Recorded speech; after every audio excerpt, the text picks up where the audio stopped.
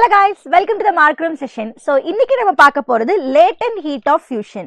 So latent அப்படிங்கிறதுக்கு என்ன meaning தெரியுமா? It is hidden. Okay, latent ஓட மீனிங் என்னது? It is called as hidden.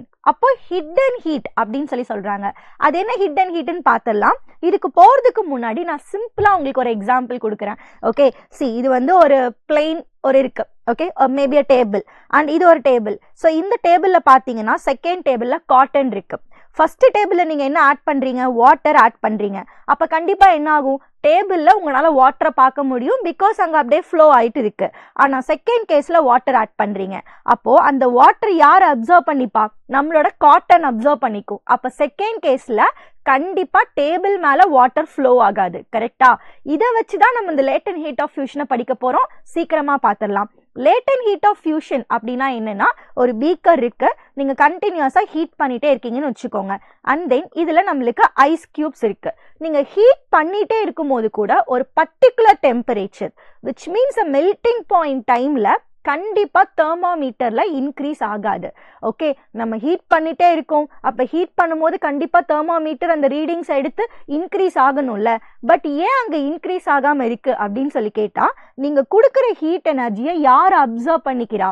Okay, எப்படி அந்த காட்டன் வாட்டர் அப்சர்வ் பண்ணிக்குதோ அதே மாதிரி நம்ம கொடுக்குற ஹீட் எனர்ஜியை இந்த ஐஸ் கியூப் அப்சர்வ் பண்ணிக்கும்.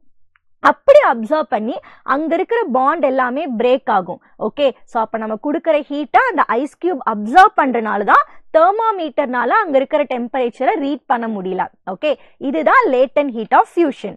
ஓகே, ஸ்டேட்மெண்ட் பார்த்துடலாம். என்ன சொல்றாங்க? The heat needed, okay, to change the ice into water at 0 degree Celsius.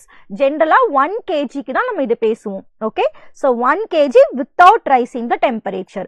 So அப்போ 1 kg of ice எந்த அளவுக்கு ஹீட்டை அப்சர்வ் பண்ணுது at its melting point, அதுதான் latent heat of fusion.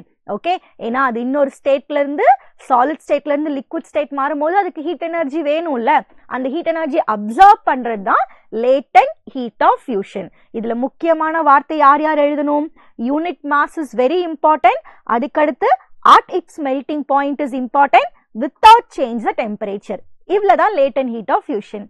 நம்ம நெக்ஸ்ட் மார்க் ரூம்ல மீட் பண்ணலாம். Thank you, bye bye.